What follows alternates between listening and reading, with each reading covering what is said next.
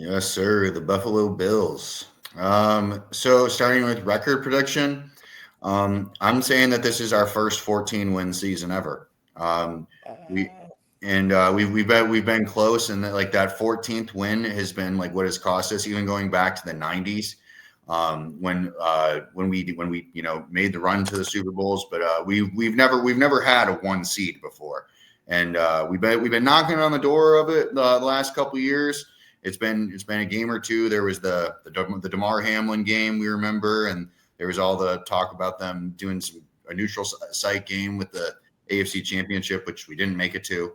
But we're favored in every game this year. And I can confidently say I've never seen that happen in my life as a Bills fan. And even back in the Jim Kelly era, I don't know if we would have been favored in every game, especially considering how good the NFC was back then. Yeah, I'm gonna say that we do get 14 wins. I think the week one game against the Ravens, I think they're going to be coming out with something to prove after we knocked them out of the playoffs. I think obviously the game against Kansas City, and I think there's a good chance that maybe late. I think we're going to lock this division up before Christmas, and we do play the Eagles late. I could see us dropping one of those games if we're not playing our starters, depending on how the conference race plays out. But yeah, I'm saying we get to 14 wins this year, and maybe that's a little bold, but I don't think it's that bold.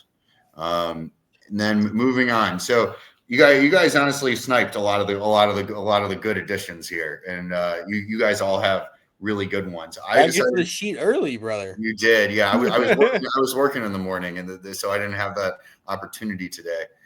He's a manager now. He's got to put in the work. Yes, sir. So Trey White was the one that I went with. And he might not necessarily be a big time starter for us this year. I think it'll depend on how Maxwell Hairston comes along in camp. But I think Trey White's really excited to be back. When he was with the Rams, he did not look very good. When he was with Baltimore last year, he was at least back to like an average cornerback level, and he's now another year removed from that ACL, and he's back in the defensive system where he played his best ball. He already knows what's good and what kind of looks they're looking for, what they're going to ask him to do, and just a locker room guy.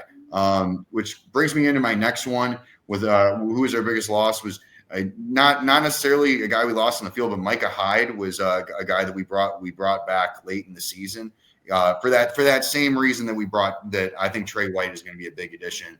It's good to have a couple elder statesmen in the locker room, whether they're starting or not, but someone for the young guys to look to and ask questions, to be like an extension of the coaching staff. But I think Trey White will be able to help us on the field in certain situations more than Micah Hyde did. Micah Hyde was really just that locker room guy. Trey White's going to have some value on the field as well. Division champ percentage. When we were starting the episode, I was looking at the odds for all the division winners on ESPN, and the Bills have are minus 250 there, which is the shortest odds out of anyone in the NFL to win their division. I honestly think putting 250 down to win 100 is actually a pretty good bet. Right now, I said 96.9% because it had a nice little ring to it. You could put whatever number you want there between 90 and 100. Honestly, I said what I said, and I stand by it. It makes sense. The only way this team doesn't win the division is if Josh Allen gets injured. If that happens, then I'll probably go missing for a week and just be locked. I'll just be locked in my room, not talking to anyone. We won't see Bahuki on the show that week, needless to say. But yeah, so 96.9 was where I landed. Pick your number. This is their division to lose. It has been for a while, and it's going to continue to be. What is next? Biggest question. Does Josh take as good of care of the football as he did last year? Because last year, and that's been the biggest jab at Josh over the course of the years is his turnovers, and that really wasn't a thing last year. That's kind of why he won MVP, among other things, and his incredible EPA. And does the offense threaten defenses vertically? That was real. We have a pretty complete offense, but that was really the thing that we were missing, was like the verticality.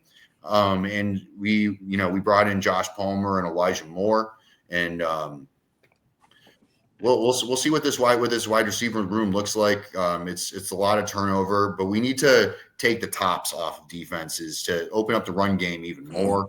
And so yeah, those are my big questions. I think it's likely that Josh returns to the mean. I don't think he'll probably have more turnovers than he did last year.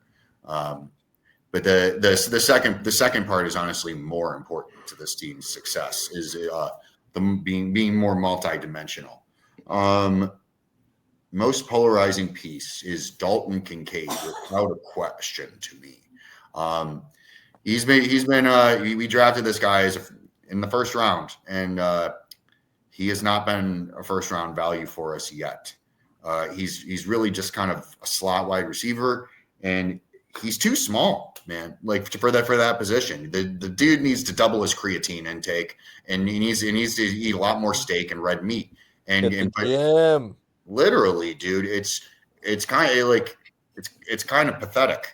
I'm gonna be honest. Like seeing this guy as a tight end out there, and he looks like he's still 21, and he's out there matched up against linebackers, and he needs to add a level of physicality to his game, and also just he needs to put on size to stay healthy. It's like running backs in the NFL, if they're like 190 or less, you're not going to be able to take the hit. You got to get up to 205. Or you're just not going to make it in this league. This is a grown man's league. And at that position, like, you really need to be a grown man. There's some positions translate really quick into the NFL. Running back is pretty much plug and play. Tight end is not one of them. Playing tight end in the NFL is a lot different than playing tight end in the old Pac-12. So yeah, this guy needs to emerge this year and really needs to look like a first round pick. And then honorable mention here, I didn't write it down, but it's Keon Coleman. These are two guys that we spent premium picks on the last couple of years, and we need them to fucking act like it. And if they do that, then we definitely win the Super Bowl. This is something that I've said previously, and this is something that I believe in deep in my chest. Moving on to the next one. My hot take: this is the year.